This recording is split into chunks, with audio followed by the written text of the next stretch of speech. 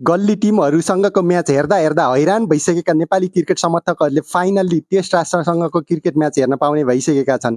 लामो समयदेखि नेपाली क्रिकेट समर्थकहरूले नेपाल जहिले पनि गल्ली टिमहरूसँग खेल्ने भनेर विरोध जनाइरहेका थिए र फाइनल्ली त्यो दिन पनि पुरा भएको छ जब नेपालले टेस्ट राष्ट्रसँग T20 प्रतियोगिता खेल्ने भएको छ। यही सेप्टेम्बर 27, 28 र 30 तारिकमा UAE को शारजाहमा नेपालले वेस्ट इन्डिजसँग 3वटा T20 म्याच खेल्ने भएको छ।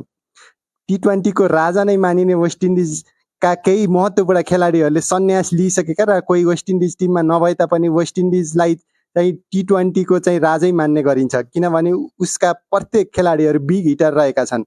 यसअघि पनि वेस्ट इन्डिज ए टिम नेपालको टुर गरेको थियो। त्यस बेलाका कप्तान थिए रोस्टन चेज र केही महत्त्वपूर्ण खेलाडीहरूले त्यति बेला पनि मिस गरेका थिए, जस्तै Andre Russell, Sunil Narine, Nicholas Pooran जस्ता खेलाडीहरू त्यति बेला मिसिङ थिए भने अहिले पनि खासै त्यो टिमभन्दा खासै फरक देखिएको छैन, किनभने तिनीहरू महत्त्वपूर्ण खेलाडीहरू अहिले चाहिँ वेस्ट इन्डिज टिममा कोही छैनन् र कोही रिटायर लिइसकेका छन्।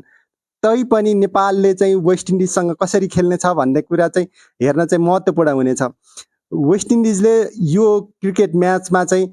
एकदम स्ट्रङ्गेस्ट टिम चाहिँ ल्याउने चाहिँ बलियो सम्भावना रहेको छ, किनभने वेस्ट इन्डिज पाकिस्तानसँग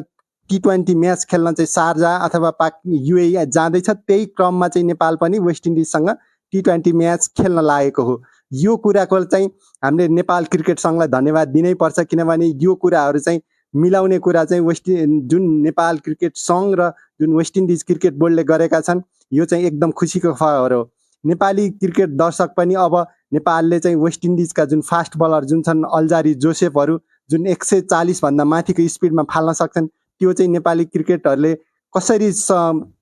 सामना गर्नेछन् भन्ने कुरा चाहिँ देख्नलाई चाहिँ एकदम आतुर रहेका छन्। नेपालले पनि अहिले बिस्तारै ट्रान्जिसन फेजमा रहेको छ। केही महत्त्वपूर्ण खेलाडी जुन ODI WCL2 का महत्त्वपूर्ण सदस्य थिए तिनीहरूलाई चाहिँ विश्राम दिने चान्स धेरै रहेको छ र नयाँ खेलाडी जुन छन् किरण ठगुन्ना, त्यसपछि तपाईँको मोहम्मद आदिल आलम, विवेक यादव जस्ता नयाँ अनुहार पनि नेपाली क्रिकेट टिममा देख्न पाइनेछ र उनीहरूको प्रदर्शन टेस्ट राष्ट्रसँग कस्तो हुनेछ यो चाहिँ एकदम महत्त्वपूर्ण हुनेछ। नेपाल पनि अब वर्ल्ड कपको छनौटको लागि एकदम नजिक रहेको छ र पारस खड्काका अनुसार नेपालले चाहिँ अब 2-3 महिना चाहिँ पुरै T20 फर्मेटमा चाहिँ ध्यान दिनेछ र